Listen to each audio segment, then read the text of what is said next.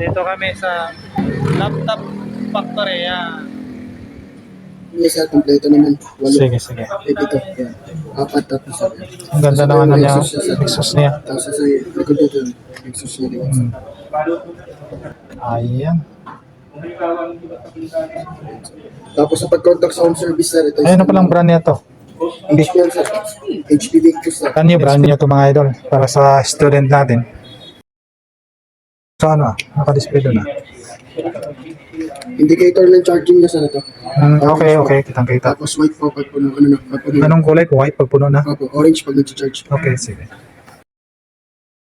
At dito mga idol, i-fast forward na lang natin kasi ang pagdidemo umabot talaga ng 10 minutes. Pero dito, nanarate ko na lang kasi ang importante lang naman natin malalaman dito kung ano yung specs niya. At saka kung workout lahat ng mga kailangan natin. Unang-una yung smooth niya at saka gamitin. Tapos yung sounds, CD, tapos yung graphic, yan kailangan din nating malalaman, tapos keyboard, gaano ka smooth. Actually mga idol, itong laptop na ito mga idol, gaming laptop talaga ito mga idol, pero ang purpose talaga natin, IT kasi yung course ng anak natin mga idol, kailangan nila to sa pagtitisis, lalo na pag programming, okay, fourth year, last year mga idol, kailangan talaga, okay, sa mga engineering courses, kailangan talaga to. Hindi pwedeng may marami namang affordable talagang mura, kaso sa basic lang magagamit, baka maging useless lang, mapadoble pa tayo ng gas. Ayun nga, tinisting na natin dito na tayo sa may mga color, titingnan natin yung LCD niya kung wala bang mga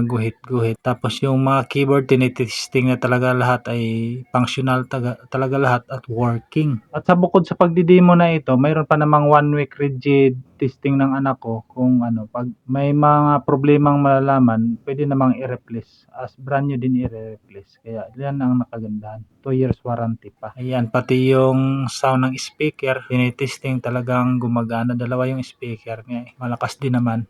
Kung mahihinaan pa tayo, pwede pa natin lagyan pa, bibilhan. At sa pagkakataong ito, ang graphics naman yung pinapakita, tinitesting. Yan, okay naman. Mayroon na. Yan mga idol. Kung hindi lang kailangan sa ating mga estudyante, hindi tayo bibili ng ganito mga idol. Kaso kailangan para sa thesis, saka future engineer natin, kailangan natin to. Brand new na mga idol, hindi na kami kumuha ng second handed. Kung baga kapitalan natin yung ating estudyante. Ito yung manual na video lang.